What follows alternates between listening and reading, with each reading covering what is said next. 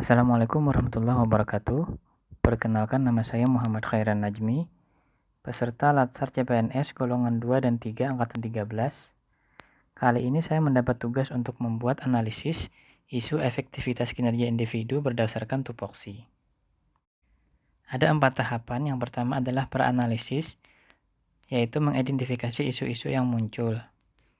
Setelah itu dilakukan penapisan isu menggunakan poin U, S, G atau urgensi, seriousness, dan growth. Nanti akan didapatkan satu isu yang paling prioritas. Satu isu ini akan dianalisis menggunakan fishbone dan SWOT atau strength, weakness, opportunity, dan threat. Selanjutnya akan dicarikan rekomendasi alternatif penyelesaian masalah.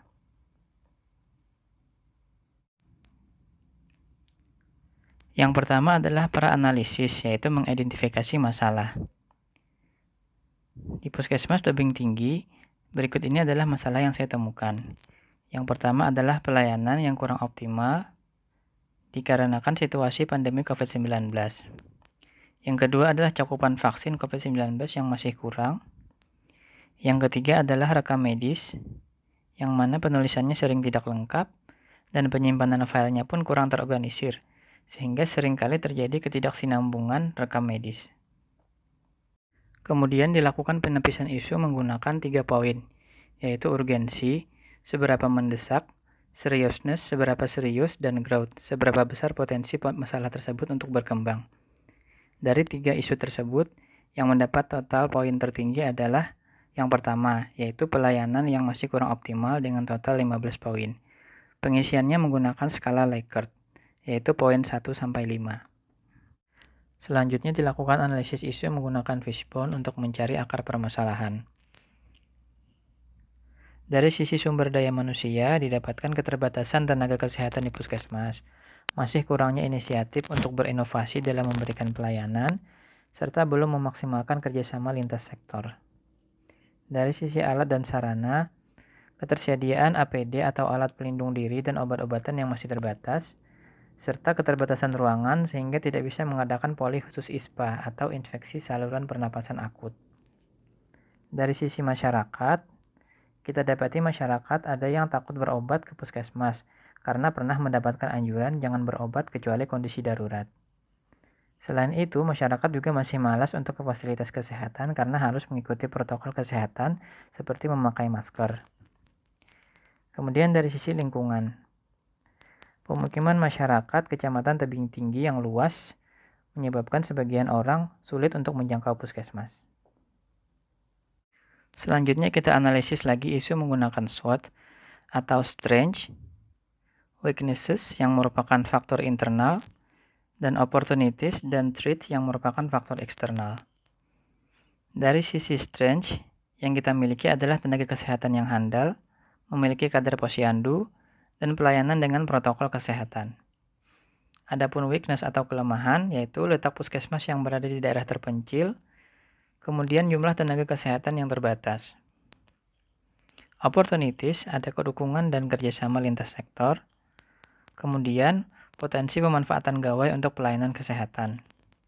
Sedangkan threat atau ancaman, yaitu peningkatan kasus COVID-19 dan adanya isu konspirasi yang membuat masyarakat kurang percaya pada puskesmas.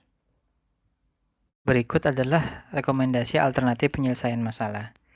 Yang pertama adalah perlunya edukasi yang masif kepada masyarakat tentang pentingnya berobat walaupun di masa pandemi, dan pemanfaatan penggunaan aplikasi telekonsultasi BPJS Mobile.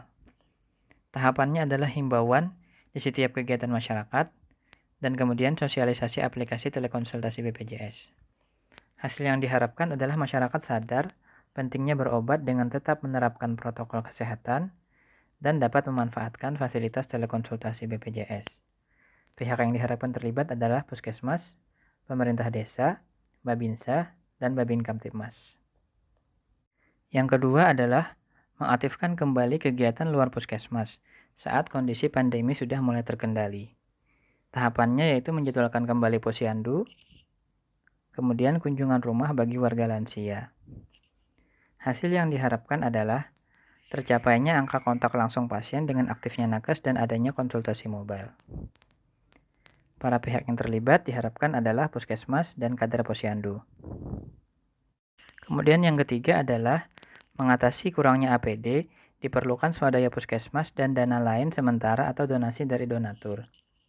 Tahapannya yaitu mengalokasikan kembali dana dari JKN, follow up permintaan ke Dinas Kesehatan, dan proposal donasi kepada donatur. Hasil yang diharapkan adalah tercukupinya APD dan obat-obatan. Para pihak yang terkait yang diharapkan adalah puskesmas dan pemerintah desa, serta donatur. Yang terakhir adalah mengadakan layanan outdoor untuk poli-ISPA atau infeksi saluran pernapasan akut agar mengurangi risiko penularan COVID-19. Tahapan setiap alternatif adalah pertama menunjuk nakes penanggung jawab sebagai penanggung jawab di poli-ISPA. Yang kedua adalah memilih tempat outdoor yang nyaman namun tetap menjaga privasi dari pasien. Hasil yang diharapkan adalah menurunkan risiko penularan, tapi juga pasien ISPA dapat tetap terlayani dengan optimal. Pihak yang terlibat adalah puskesmas. Sekian dan terima kasih. Assalamualaikum warahmatullahi wabarakatuh.